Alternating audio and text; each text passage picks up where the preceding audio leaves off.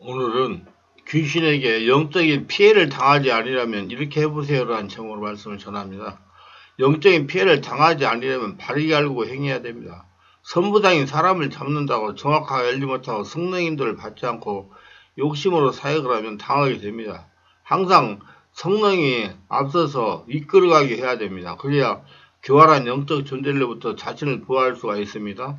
성도들도 아무 곳에나 가지 말고 바르게 분별하고 바른 사역자가 사역하는 장소에 가서 은혜를 받아야 영적인 피해를 당하지 않습니다. 영적인 피해를 당하면 치유하기가 쉽지가 않습니다. 자신이 마음을 열고 받아들인 역사이기 때문에 쉽사리 떠나가지 않는 것입니다. 또한 자신이 영적 피해를 당했다는 것을 알아차릴 때는 이미 상당한 시간이 흐른 다음에 귀신이 이미 자신에게 집을 지을 수 있었기 때문입니다. 우리 성도들은 영적 피해를 당하지 않기 위하여 바른 영적 지식을 쌓아야 됩니다. 자신의 영은 자신이 지켜야 됩니다. 영적인 피해를 당한 후에 원망하거나 후회를 해도 때는 늦은 겁니다. 그리고 책임을 본인에게 있습니다. 우리는 하나님과 자신과 관계를 열어가려고 부단한 노력을 해야 됩니다. 많은 목회자와 성도들이 영적인 문제를 육의 문제와 별개로 보는 경향이 있습니다. 영을 강하게 하기 위해서는 육을 억제해야 한다고 생각합니다. 이런 사람들은 영을 강하게 하기 위해 육의 욕구를 억제하고 절제된 생활을 합니다. 영지주의나 불교적 영성을 추구하는 사람들은 그런 태도를 취합니다. 그러나 기독교 영성은 영과 육의 긴밀한 조화를 추구합니다. 영과 육이 균형을 잡혀야 된다는 얘기입니다. 주님은 육으로 계실 때 육성으로 하는 말이 곧 영임을 우리에게 일깨워주셨습니다. 우리의 영은 육을 떠나서는 이 세상에서 존재할 수가 없습니다. 세상에 존재하는 동안 필수적으로 육을 입어야 되는 것입니다. 영과 육의 관계는 상호 보완적이며 필요한 존재입니다. 따라서 영은 육의 조건에 많은 영향을 받습니다. 육이 범죄함으로 영은 심하게 위축되며 육이 쇠진하면 영은 그 힘을 잃게 됩니다. 즉 체력이 떨어지면 영력도 약해진다는 얘기입니다. 강한 영적인 힘을 얻기 위해서는 많은 기도를 해야 된다고 생각하는 사람들이 많습니다. 물론 틀린 말이 아닙니다. 그렇다고 올바른 말도 아닙니다. 영적인 힘이 기도에 불량이 있는 것은 아닙니다. 영적인 힘이 강하면 많은 기도를 할 수 있습니다. 오랜 기도와 끈질긴 기도는 영적인 힘이 없으면 불가능한 일이다. 그러나 기도에 양해하여 영역은 강해지는 것이 아닙니다. 하나님은 우리의 기도를 통해서 영적인 힘을 공급합니다. 그러나 기도만이 유일한 통로가 되는 건 아닙니다. 하나님이 우리에게 힘을 공급하는 수단은 여러 가지가 있습니다. 성령으로 기도해 말씀의 실천, 예배, 찬양, 봉사, 헌신, 성경 공부, 호흡, 그리고 체력 단련, 그리고 건강입니다. 체력입니다. 그 중에 체력 단련은 우리가 그동안 강조해온 내용입니다. 체력과 영역은 비례합니다. 체력이 강해야 영역도 강해진다는 얘기에 허약한 체력으로 강한 영역을 유지할 수 없습니다. 1시간 기도하고 지치는 사람과 10시간 기도해도 힘이 남아도는 사람과 영역은 크게 차이가 납니다. 영역이 강하면 나타나는 집회에서는 회중의 힘을 얻습니다. 그러나 무기력하는 집회에서는 사람들이 지루하고 답답해합니다. 이런 집회는 조는 사람이 많습니다. 회중이 존다고 강자가 양다리를 치는 경우를 봅니다. 조는 회중이 문제입니까? 졸도록 만든 강자가 문제입니까? 권능이 약하면 마귀가 판을 칩니다. 마귀 귀신이 집회를 온통 휘젓고 다닙니다. 어떤 귀신 들린 사람이 있었습니다. 교회 목사님과 몇 명의 성도가 축살리 예배를 시작했으나 그 목사님은 축살리 해본 경험이 없는 분이었습니다. 이론적으로 알고 있고 또 목사는 하나님의 종으로 귀신을 능히 쫓아주는 걸 믿고 예배를 시작했습니다. 그런데 예배가 처음부터 공경에 빠지겠습니다. 귀신 들린 사람이 처음에는 가만히 거분거분 하더니 갑자기 자리에 일어나 방 안 가운데 나와서 성도들 자기 앞에 놓아둔 성경과 찬송과 책을 발로 걷어차고 조롱하면서 야단을 피웠습니다. 당황한 성도들이 그를 잡으려고 하지만 강한 힘에 오히려 쓰러지고 말았습니다. 이날 예배는 그것으로 끝났고 목사님과 성도들은 그 귀칠되는 사람에게 크게 봉변을 당하고 물러나고 말았습니다. 영적은 체력을 바탕으로 하는 예로서 심한 병에 걸린 사람을 위해 중부기도 하는 경우 심한 체력 소모를 가져옵니다. 1시간 기도에 1kg 이상 체중이 빠집니다. 기도가 하고 나면 체력이 심하게 빠져나가 지칩니다. 영역과 체력이 동시에 소진되는 것입니다. 특히 귀신과 싸우는 영적 전투에 임하면 급격히 체력 소진이 되는 것을 느낍니다. 그리고 평상시에 체력을 관리해야 됩니다. 영적 전투와 물리적인 힘을 써서 하는 것이 아닙니다. 반드시 성령의 인도를 받아가면서 성령의 이끌림 받아가면서 사역을 해야 됩니다. 성령의 인도를 받아야 한다고 하니까 좀 어렵게 생각하시는 분들이 있을 겁니다. 먼저 성령의 지배 현상입니다. 많은 분들이 성령 하나님께서 임재하시면 덜덜덜 떨린다든지 몸이 흔들린다든지 손이 찌릿한다든지 방언기도 한다든지 무슨 현상이 나타나 성령님이 지배하신 걸 착각하는 분들이 있습니다. 그런데 성령 하나님께서 임재하시면 아무리 현상이 없어요. 그저 평온한 상태가 되는 것이다. 평안한 상태, 안정한 심령. 그럴 때 믿음으로 성령 하나님께서 임재하셨다고 생각하고 믿으시면 정확한 겁니다. 성령의 인도를 받는 것도 마찬가지입니다. 평온한 상태에서 성령의 감동이 있다 생각하는 것보다 절대로 현상에 치우치면 아니면 성령의 인도를 받을 수가 없습니다. 그런데 초보 사역자들이 성령의 인도를 받는다는 것은 그리 쉽지 않습니다. 성령 역사가 일어나기 시작을 하면 흥분하여 자기 힘으로 하려고 덤비기 때문에 저와 같이 25년이라는 세월 동안 오로지 개별 치유 사역, 1대1 사역에 전념했다면 노련하게 성령의 인도를 받아가는 사역을 감당하지만 초보 사역자들은 성령의 인도밖에 쉽지 않습니다. 성령의 역사하고 귀신이 정체를 풍미하면 성령과 교통을 뒤져내고 자신의 힘으로 하려고 합니다. 놀래가지고 막 흥분해가지고 막 그렇게 합니다. 그래서 처음에 해야 된다는 거죠. 해봐야 된다고. 당해봐가지고 탈진도 빠져와야 되고 영적 피해도 당해봐야 돼. 그래야지 자기를 보강할 수 있는 사람이에요. 그래서 기독교는 체매 등교예요. 일부 무식한 사역자들이 자기 힘으로 사역을 하려고 덤비다가 환자의 눈을 심하게 눌러 실망하게 하고 환자의 몸에 올라가 갈비뼈를 눌러가지고 상하게 하는 경우가 있습니다. 어떤 여성분이 얼마 전에 전화를 했는데 자기 딸이 지금 은둔형 외톨이가 되고 집이 나오질 않아서 영적 문제가 있어가지고 어디 가서 치유를 받으려고 했는데 하다가 보니까 자기한테 문제가 있어가지고 그런 일이 났다서 자기가 치유를 받으려고 다닌다는 겁니다. 근데 어떤 여목사한테 갔는데 얼마나 가슴을 눌렀는지 가슴이 아파가지고 지금 정신을 못 차리겠다고 그래요. 참, 여러분 가슴을 한번 들어보세요. 아니 귀신이 그렇게 가슴을 아플 정도로 이렇게 누른다고 귀신이 따라갑니까? 그럼 무식한 짓거리를 하는 거예요. 어떤 사람은 막 꼬집어가지고 피멍이 들게 하고, 어떤 사람은 막 때렸다고 그래요. 탁탁탁탁탁탁 두드렸다고. 그런다고 귀신이 나갑니까? 그 비친 짓 하는 거지. 잘못된 짓을 하는 거예요. 선부당이 그래 사람을 잡아요. 성령 역사가 속에서 일어나야 되니까 기도를 하세요. 숨을 쉬고 내품고 기도하다 성령 역사가 충만이 되면 성령이 지배하는 만큼의 귀신이 따라가는 거예요. 시간이 걸리는 문제입니다. 어떻게 그냥 금방 어떻게 하려고 그래요. 안 됩니다. 그럼 눌러가지고 그러면 내가 그래서 그분한테 가지 말라고 그러다가 죽는다고. 그래서 사람이 죽는 거예요. 아이, 폐가 상하면 큰일 나지요. 왜 가슴을 눌러요? 갈비뼈도 나갔는지 모르겠다고 그러더라고요. 아우, 대단 정말 무식하고 용감한 거예요. 성령으로 사역하세요. 이런 영적인 힘이 모자라는 사람이 체력으로 완력으로 제압하려는 어리석은 생각을 하기 때문에 발생한 불행한 일입니다. 영역은 체력을 바탕으로 하여 그 속에서 우러나가는 보이지 않는 힘, 에너지입니다. 영역의 바탕이 되는 체력을 강하게 기르는 것은 사역자의 필수의 일과입니다. 그래서 저는 자꾸 걸으려고 그래요. 자꾸 걷고 먹는 것도 잘 먹고 관심을 가지고 너무 피곤하지 않게 하고 시간만 정해가지고 딱 사역을 하고 그래요.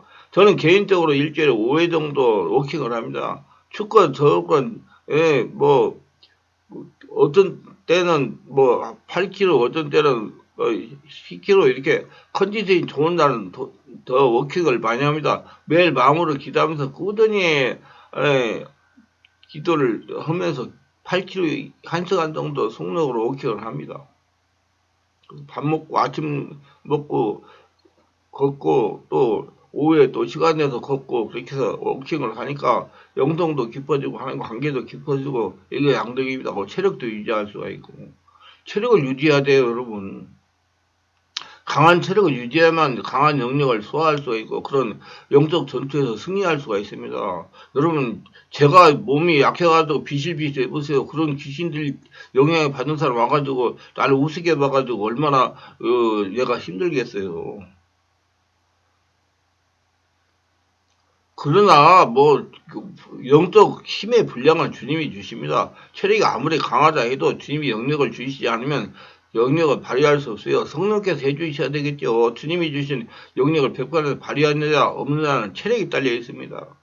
적당한 운동을 계속함으로써 건강이 유지되고 체력이 향상되면 주님이 주신 영적 능력을 효율적으로 사용할 수 있는 것입니다. 그러므로 운동은 사역자에게 더욱 필수 과목입니다. 걸으면서 기도하세요. 운동하지 않고 좋은 사역을 하겠다는 생각을 버리세요. 지금 사역보다 더욱 능력 있는 사역을 원한다면 지금 당장 운동을 시작하여 체력을 향상시키시길 바랍니다.